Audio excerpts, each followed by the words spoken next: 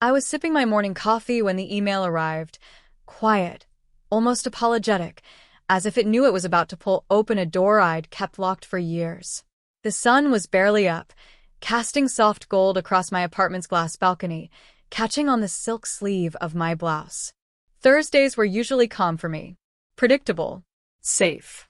But nothing about that subject line felt safe. Notice of will reading. Attendance required. My stomach tightened the way it used to when I was a girl standing just outside my family's living room, listening to conversations I was never really part of. I set the mug down, trying to ignore how my hand trembled just slightly. Not enough for anyone else to notice, but enough for me. I hadn't spoken to my family in almost 9 years. Not after the last time I visited. Not after the final insult. Not after the portrait. God, that portrait. Even now, the memory hit like a cold slap. Everyone smiling, my parents, my brother, my cousins, all dressed in coordinated shades of navy and cream. And me? I wasn't there. Not because I didn't show up. I was literally edited out. Cropped cleanly from the frame like an unwanted smudge. I remember staring at that photo on social media, heart pounding, breath caught in my throat. And still, I said nothing. I left quietly. I built my life quietly. But now, someone had dragged my name into a will. And quiet was no longer an option. Your move, I thought, closing the laptop. I was 21 the day everything fell apart. The last time I ever called that house home. It was supposed to be a simple weekend visit, Mom's birthday, family dinner, laughter that always seemed to fade when I entered the room. I'd come straight from my college dorm, carrying a cheap bouquet and a heart full of naive hope. Maybe things had changed. Maybe we could be normal for once. But the house felt different that day, too polished, too staged. My mother was fluttering around in her pearl earrings and designer dress, my father giving orders to the photographer in the living room. We're updating the family portrait, he said, barely glancing at me. My brother, Mark, smirked. Didn't think you'd actually show up. It was his tone that told me everything. I wasn't part of this picture. I was a placeholder in their story, never truly written in. Still, I smiled, fixed my hair, and tried to blend into the background as the photographer lifted his camera. Let's have one with just the family, Dad said after the first click. I laughed awkwardly. I am family. He didn't even flinch. You know what I mean. The air went still. My mother looked away, pretending to smooth the hem of her dress. And I, frozen, cheeks burning, heart cracking, stepped aside. The photographer hesitated, then took the shot. My absence was captured in silence. Later that night, after everyone had gone to bed, I packed my bag. My grandmother, Eleanor, was still awake, her frail fingers curled around a teacup, her eyes soft and sad. You don't deserve this, sweetheart, she said quietly. Some people are blind until life forces them to see. She handed me a small velvet pouch. Inside was her locket, tiny gold, with a pressed forget-not flower sealed under glass. When the time comes, she whispered, remember who you are, not who they said you were. That was the last conversation we ever had. She passed away 3 months later. When I saw the new family portrait online, me missing, everyone else perfect and smiling, I felt something inside me snap into clarity. I didn't cry. I didn't call. I didn't post a single word. I just left. Quietly. And for the first time, the silence didn't hurt. It felt like freedom. Leaving home with nothing but a half-packed suitcase and my grandmother's locket, I didn't have a plan, just a promise to myself. I would never again beg to be seen. The first few years were brutal. I worked 2 jobs, waitressing at a cafe by day and answering phones at a local marketing firm by night. My bank balance was pitiful. My meals were often whatever I could make from leftover pastries and free coffee. Still, each morning, I looked in the mirror and whispered, not forever. That mantra carried me. At the cafe, I met Janet, a regular who ran her own small design agency. She was in her late 40s, sharp but kind, always in a rush and always tipping extra. One day she noticed me sketching ad layouts in the margins of a receipt. You ever think of doing this for real? She asked. I laughed. For real people? Or for family who'd never let me try? She smirked. For yourself. The only approval that matters. Janet became my first mentor. She offered me an internship, unpaid at first, but it was a start. I soaked up everything. Branding, pitches, clients, confidence. For the first time, I wasn't just surviving. I was building. The nights were long. I'd collapse on my couch, still in heels, makeup smudged, scrolling through my family's posts. They looked perfect, holiday trips, dinners, weddings, but I noticed something each time. The smiles never quite reached their eyes. Meanwhile, I started gaining small wins of my own. A local boutique loved my logo design. A small tech startup hired me to build their brand. Then, a year later, a national fashion line noticed my work. I rebranded my agency under my initials, Yem Creative Studio. Clients assumed Yem stood for a firm, not one exhausted woman working from a cramped apartment. I didn't correct them. The anonymity gave me power. Within 5 years, that power turned into quiet success. Contracts grew larger. My client list expanded from boutiques to corporate giants. Eventually, I opened my own office, a clean, sunlit space overlooking the bay. I hired a team. I gave opportunities to women like me, those who'd been underestimated, overlooked, or written off. My grandmother's locket sat on my desk, always. A reminder of where I began and who I'd become. My family had no idea. They still thought I was managing okay, assuming Yem Creative was a company I worked for, not owned. Sometimes my mother would send polite texts on holidays, small talk, never warmth. I replied with the same polite distance. I didn't need their validation anymore. But I did need one thing, peace. And I had it, until that morning when the email arrived about the will. For hours, I couldn't focus. Why was I included? They'd erased me long ago. Then the second message came from the attorney. Ms. Morgan, your presence is specifically requested by the executor. There are certain clauses that cannot be read without you. My breath caught. My grandmother's words echoed in my mind. When the time comes, remember who you are. I didn't know it then, but that time had come. The will reading was scheduled for a Friday afternoon, in a law office that smelled faintly of polished wood and old secrets. I arrived 10 minutes early, calm but alert, every inch of me put together. Tailored cream suit, soft curls, subtle perfume. My grandmother had taught me that grace wasn't about pleasing others. It was about walking into a room as if you belonged there. When I stepped inside, the chatter stopped. There they were, my parents, my brother Mark, 2 of my aunts, all seated around a long mahogany table. They hadn't changed much. My father's hair was grayer, my mother's pearls were larger. Mark's arrogance, still perfectly intact. He was the first to speak. Wow. You actually came. I smiled faintly. You sound surprised. My mother looked at me as though I were a ghost she wasn't sure was welcome.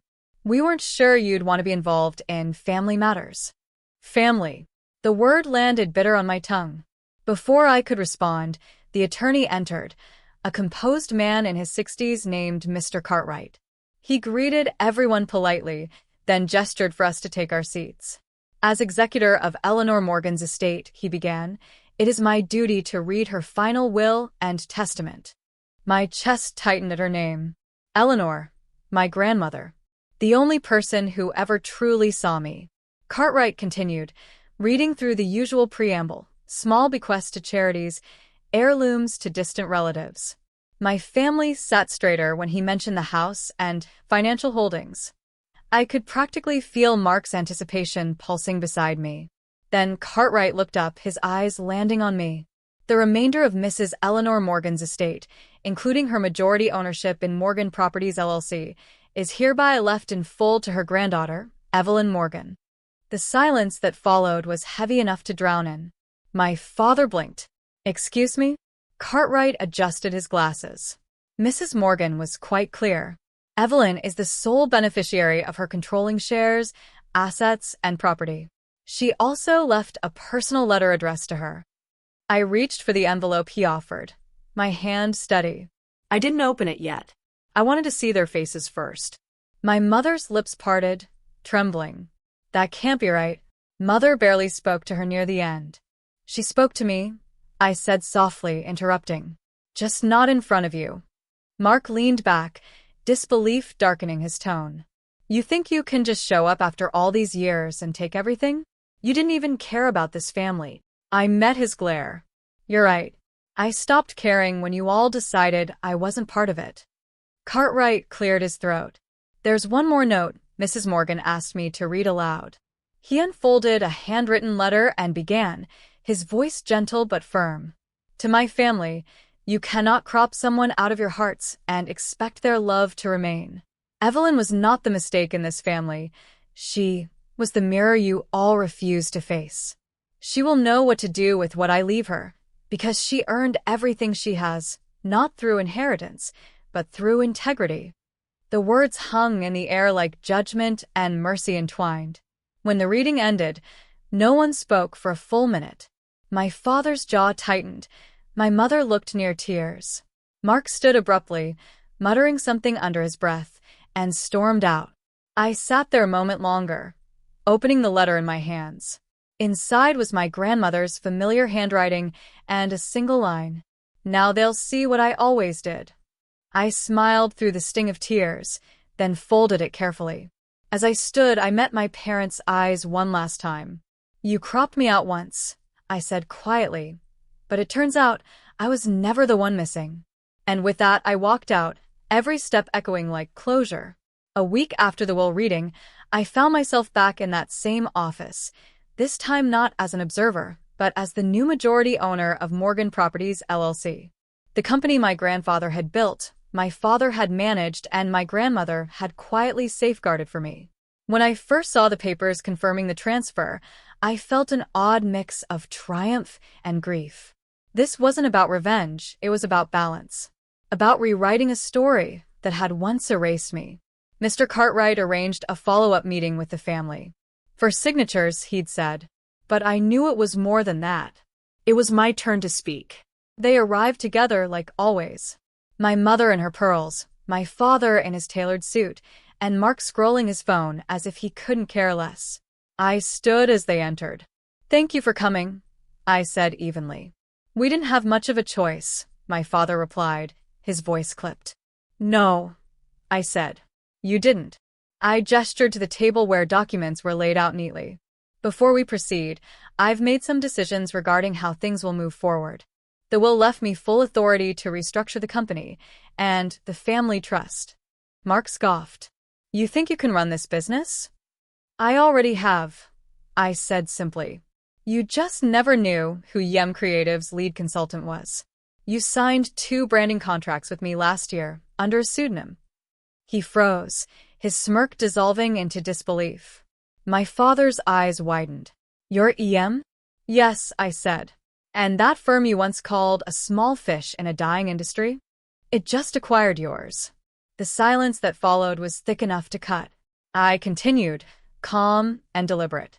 I'm not here to humiliate anyone, but I am setting conditions, non-negotiable ones. I turned to my father first. You will retire from Morgan Properties immediately. No public disputes, no behind-the-scenes interference.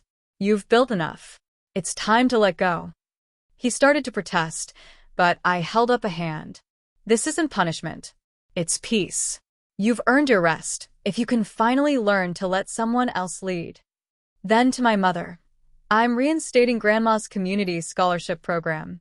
You'll oversee it. Quietly. No PR photos, no charity galas, just real work. It's time people see you do good, not just look it. Tears filled her eyes. For once, she didn't argue. She just nodded, small and trembling. Finally, I turned to Mark. As for you, you'll keep your position, but under a 1-year performance review. No nepotism, no name advantage. Earn it, or you're out. He crossed his arms. And if I refuse? Then you walk away with nothing, I said softly. But if you stay and prove yourself, I'll match your salary from my own shares. Because I'm not my father, I believe people can change. For a moment, no one spoke. Then my father sighed, long and low. You sound just like her, he murmured. Your grandmother. I smiled faintly. That's the best compliment you've ever given me. As they signed the papers, I felt the balance shift. Quietly, finally. Not dominance. Not revenge. Just power used wisely. When the last pen lifted, I looked at them and said, "This isn't about money. It's about dignity. Let's see if we can finally build something that includes everyone this time." And for the first time in my life, my father nodded. Not out of pride. Out of respect. It's been 6 months since that meeting, and I've learned that closure doesn't come as a single, dramatic moment. It arrives quietly, like dawn slipping through a window you once kept shut. My father retired as promised. He still calls it a forced vacation, but sometimes he sends updates from the cabin by the lake, photos of fishing lines and sunsets. My mother visits the scholarship center every week. I saw a picture of her online once, not in pearls this time, but in jeans and a plain blue sweater, hugging a student whose tuition she helped fund. It made me smile. Mark is trying, awkwardly, stubbornly, but trying. He drops by the office occasionally, sometimes with ideas that actually make sense. There's humility in his tone now, even gratitude. I can tell it's genuine. Growth isn't loud, it's subtle, fragile, and real. As for me, I moved Grandma's locket to a new spot, above my desk in the corner office. Sunlight catches it every morning, and each time it glints, I hear her voice. Remember who you are. I know now what she meant. It wasn't about fighting for validation. It was about reclaiming my place, my peace, and my name. Last week, I commissioned a new family portrait. Not a glossy, overposed photo for show, but something real. It's me with my team at EM Creative, all of us laughing mid-shot, hair messy, hands ink-stained, alive. It's the first time I've looked at a picture and felt completely seen. Sometimes, late at night, I think back to that old photo, the one they cropped me out of. It used to haunt me. Now it reminds me of everything I've built since. They once erased me to preserve an illusion. But in doing so, they freed me to become something real. The will didn't just give me an inheritance. It gave me a mirror, to finally see myself the way my grandmother did. Strong, capable, enough. As I lock up my office one evening, city lights blinking across the bay, I pause and whisper softly to the empty room. Thank you, Grandma. They see me now. I close the door, heels clicking against the marble floor, each step steady and sure. Because this time, I'm not walking away from something. I'm walking toward everything I was meant to be. They cropped me out once, but some names are too deeply written in legacy to ever be erased.